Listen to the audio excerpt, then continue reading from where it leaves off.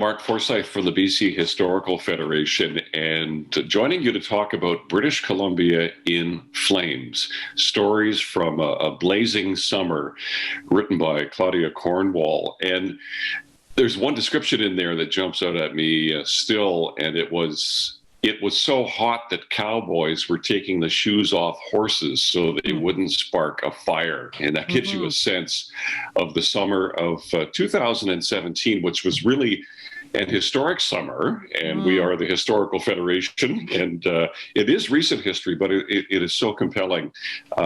This was the most costly fire ever in BC's history. The amount of land and trees ravaged by fire at that time was the greatest ever. And it was really the most disruptive. 65,000 people were evacuated, you may recall. There was one blessing that no one was actually killed in the fires, but Claudia has written this book that documents the experiences of the firefighters and the ranchers, the police, the store owners who stayed behind to assist, and lodge operators, horse lovers, so many different people that we meet in this book. And she's joining us now to tell us more. And welcome, Claudia. It's great to have you with us. Well, thanks to be on here. Yeah, this is great.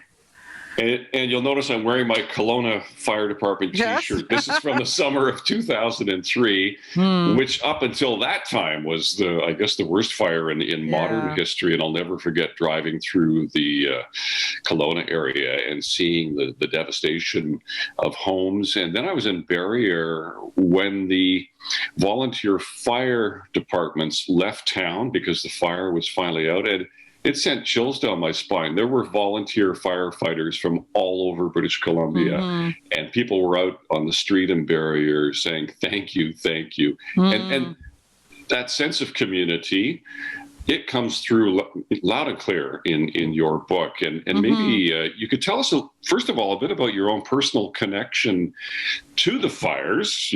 Your family has a cabin in the Caribou. Yes, my husband has his family has had a cabin at Sheridan Lake, which is near 100 Mile House, and they've had it for like over 60 years. So my husband and I had our honeymoon there. My son had his honeymoon there.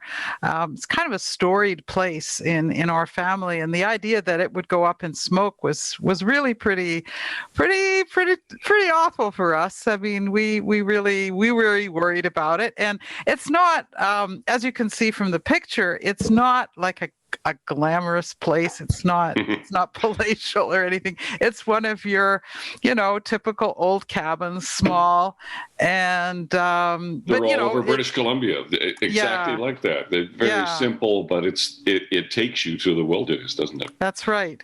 And there's, so I said we've been coming here for a long time. I first came up when I was 17, and this is 1973. My husband and I just on the dock, and it hasn't changed all that much. That's a great shot. Yeah, we have changed, but the lake is same. I have photos too.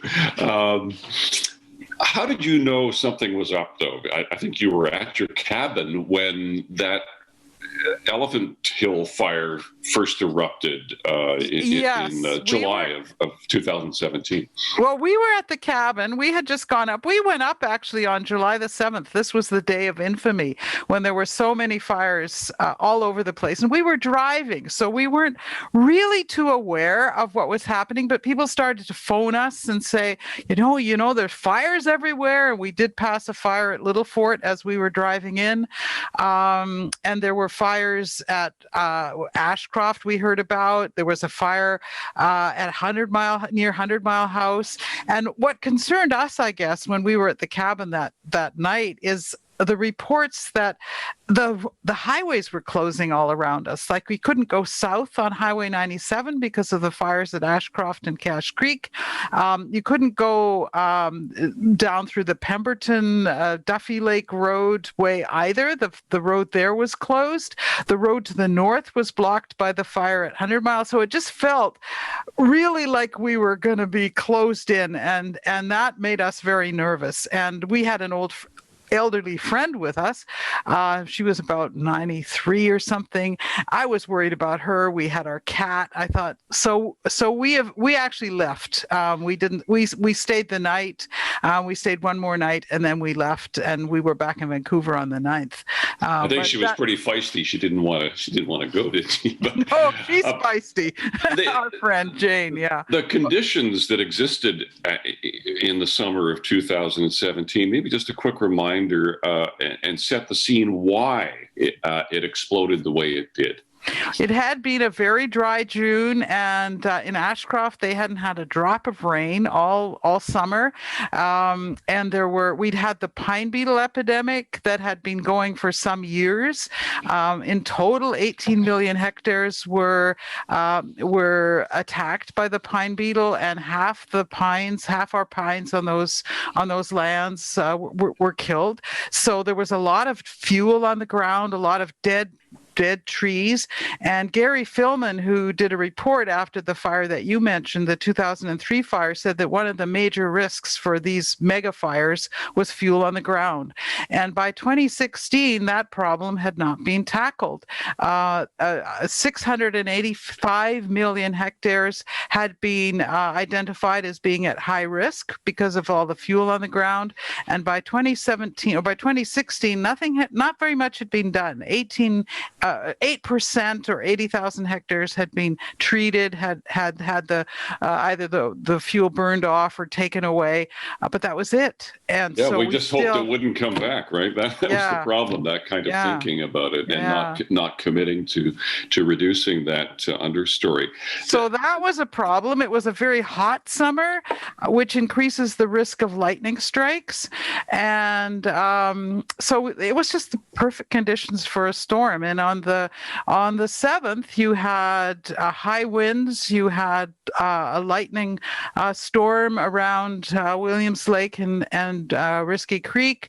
So I think we had about 180 fires were called into the BC Wildfire Service, and they just couldn't get to them all. It wasn't that they were lazy. It wasn't that they didn't care. It was just that they physically couldn't manage it. And then, of course, the Caribou Fire Center itself, which is at the Williams Lake Airport, and there's a picture there.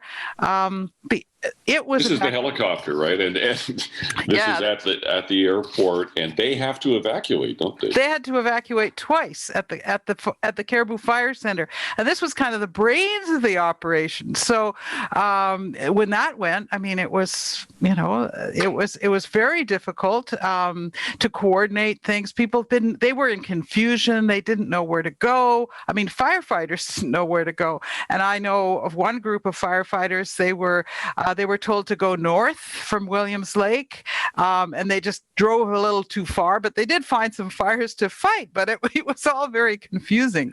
And so it was terrible. And then there were also the winds that were in the south. The winds were very, very fierce and very, very fast. So you couldn't outrun that fire, could you? It was moving so outrun quickly. It was going it was in Ashcroft at noon on the 7th, and then 30 minutes later it was in Cache Creek. So it had been going. It went about 30 kmh. I mean, it was kph. It was really going very fast, and it got to the Bonaparte First Nations land at about 3, which is this north of Cache Creek, at about 3 o'clock in the afternoon.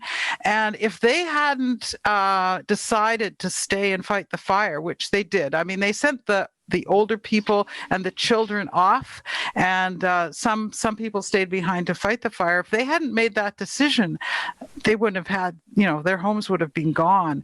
And it was interesting. I talked to the chief, Ryan Day, about it, and he said what was really strong in their minds was if our homes go, because we are under the Indian Act and all this bureaucracy, it would take forever to get those homes rebuilt.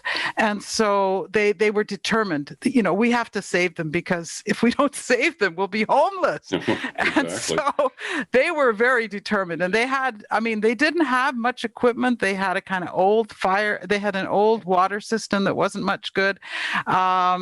and would only give them about half an hour of supply to fight the fire.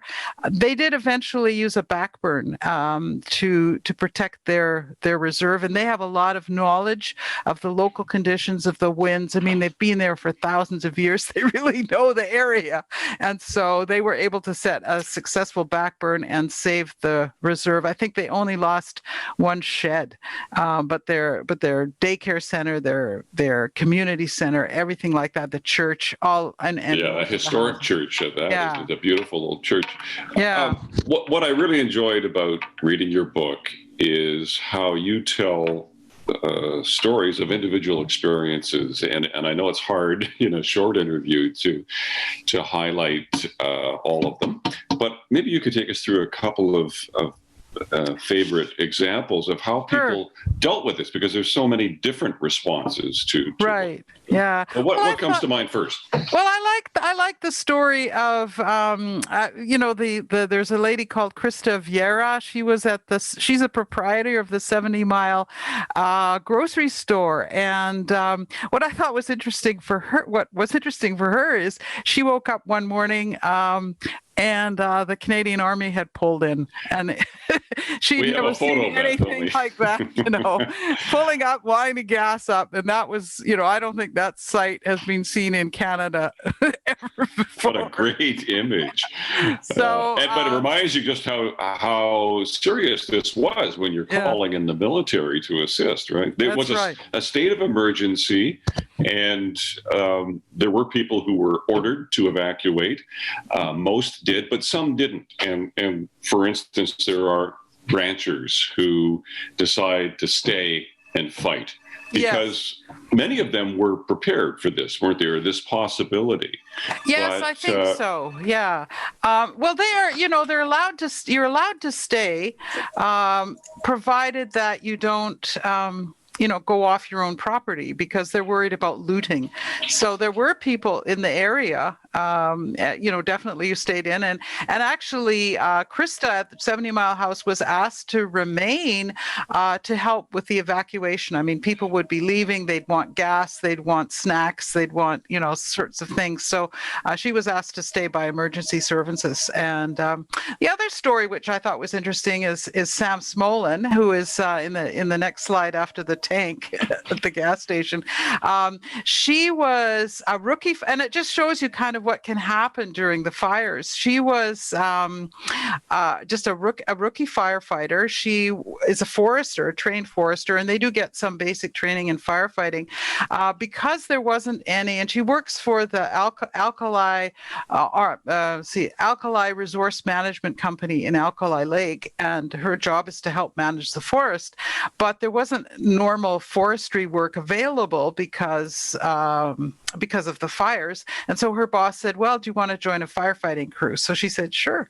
It was, she thought this sounded interesting. And she, but she was just a rookie, and she really got into the thick of it, I think. Right on the front lines, wasn't she? Yeah, she was. She was at Riske Creek, and she was actually had to leave Riske Creek because it was too hot and heavy, and the incident commander said, no, it's too dangerous. We just have to pull all the firefighters out for a while.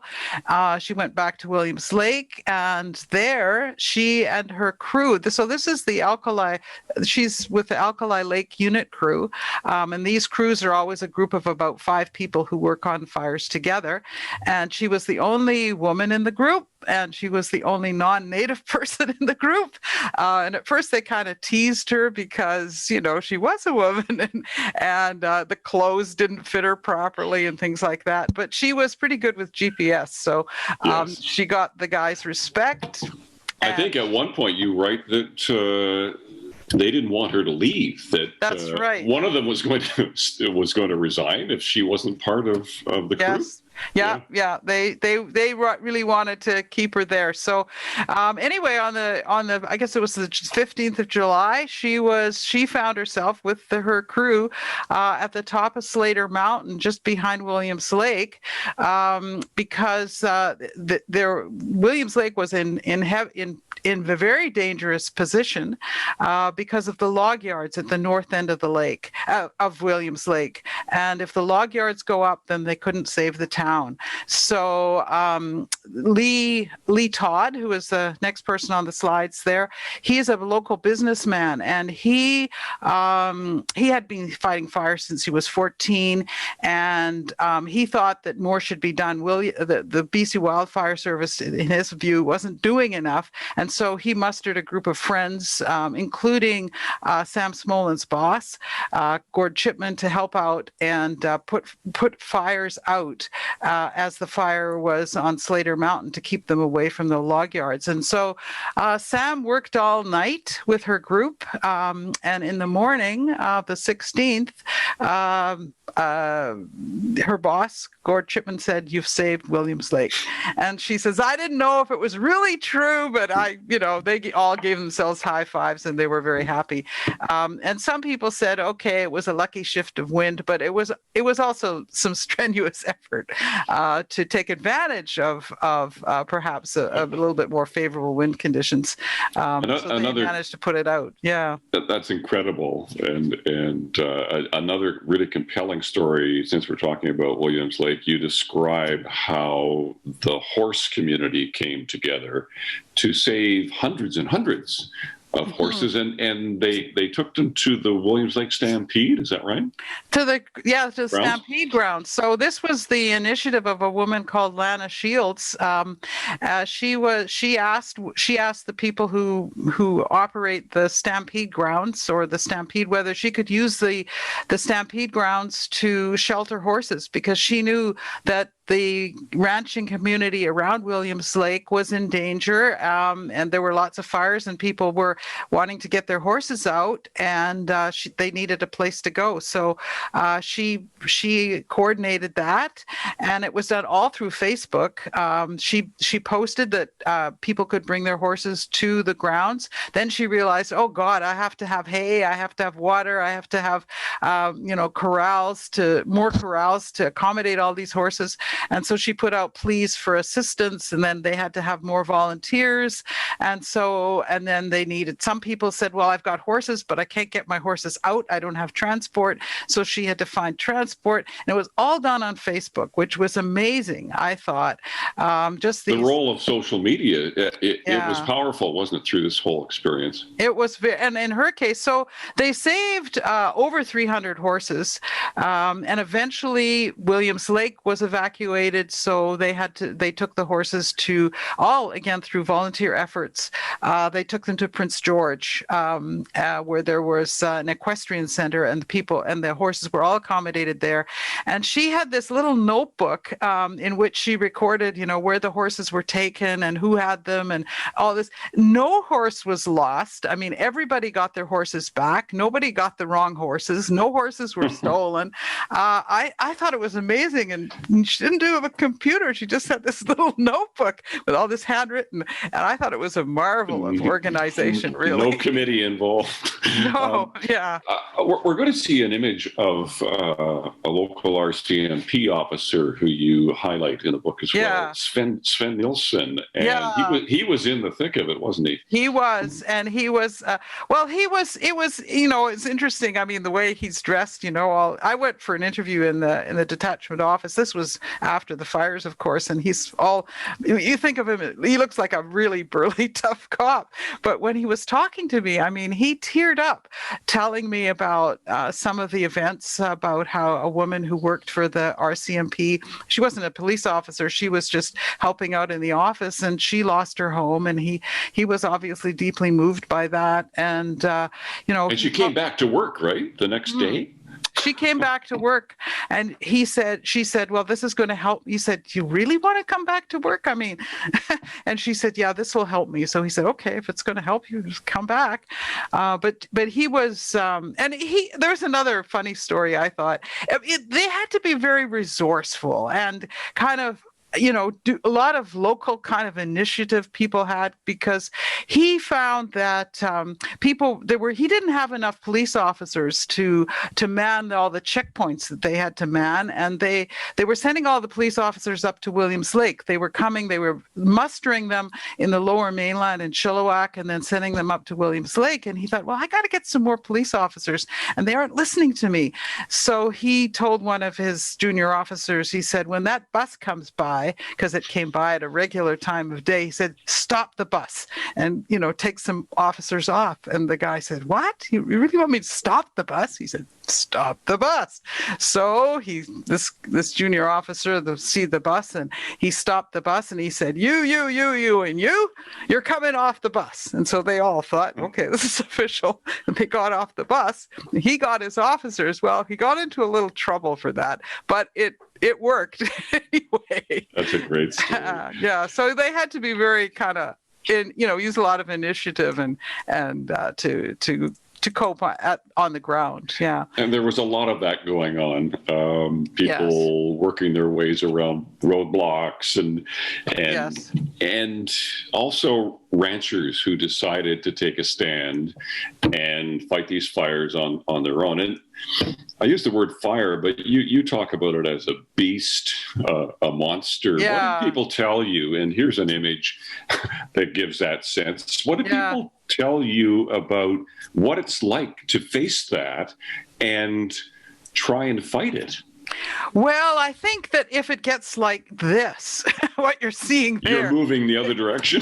You're moving in the other direction. This is actually Sheridan Lake on September the 2nd at about 11 o'clock at night.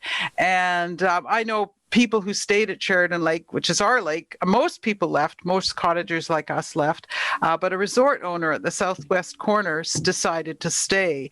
However, when the fire got this bad, he moved out he got into his boat and was in the lake because it was you couldn't do anything, and it was just and he thought that that would be the safest place in the lake. So even though it's windy, because the fires generate their own wind, these mega fires, but that's where he was. But the real miracle of that was that the fire, the wind shifted and blew the fire south. And so when this fire was gone and he went back to his property at the southwest corner of the lake, it was all there. I mean, all the major, he said one stump went up, but the major buildings were there.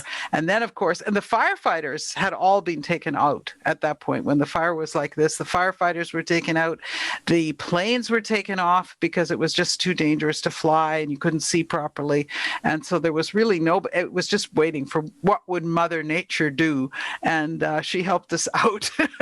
What kind of sound does a fire like this make? It makes a roaring sound. People talk about it sounds like jet engines taking off. It's just a horrible sound. And some people say that sound will never leave them, that kind of horrible, kind of devastating sound. For sure.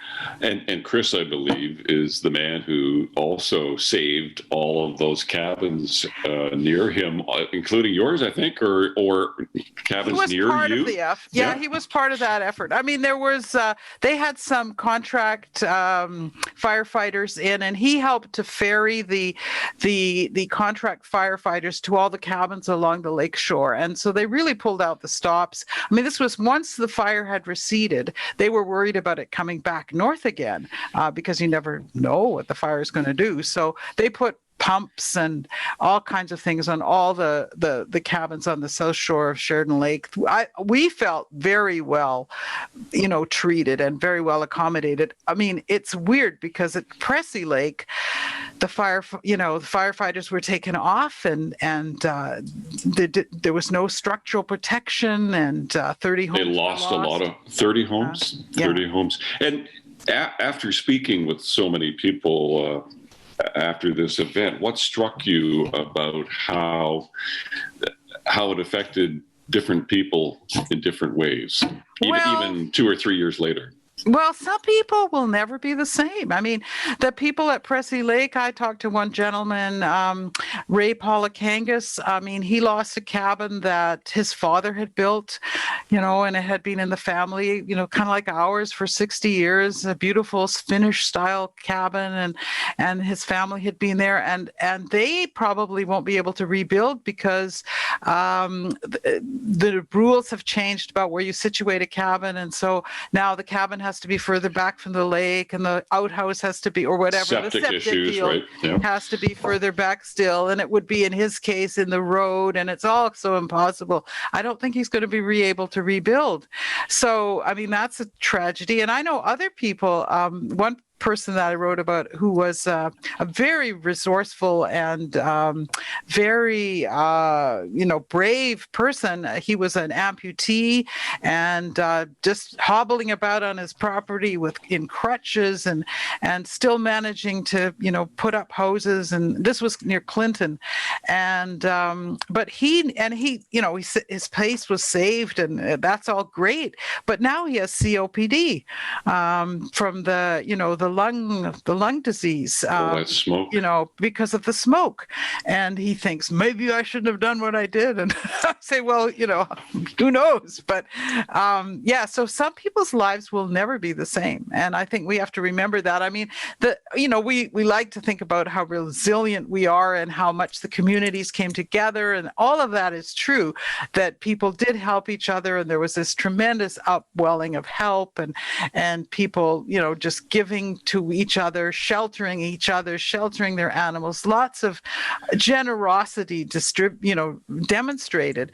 But there were also people, whose lives will never be the same. I don't think that fire station at Loon Lake has really been rebuilt yet. I think they finally have some land set aside that they have from the province to rebuild, and I believe there were over 40 structures at Loon Lake that were lost when the backburn, I believe, got out of hand. That's part of that story, and that's another that you touch on that in your book as well, in different areas where backburn experiments sometimes work, sometimes they don't.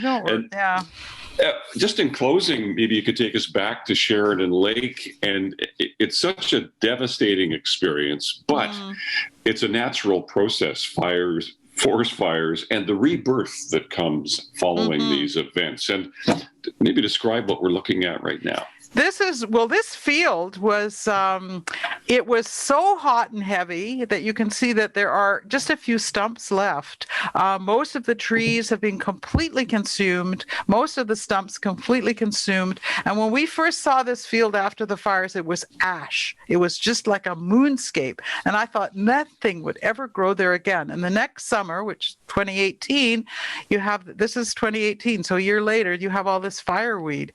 And it's still smoky because we also had tremendous fires in 2018. They didn't impact people as much. Not so many people were evacuated. It was more in remoter areas, but there was a lot of smoke. That's why it's hazy in the background. But the fireweed was just magnificent. And so it's coming back, and the deer and the bears, the wildlife are coming back. We saw lots of deer at our place. I'm sure mule deer and all kinds of deer, and it was wonderful to see them. And all of the does have two fawns, which is a very good sign that lots of feed. A lot.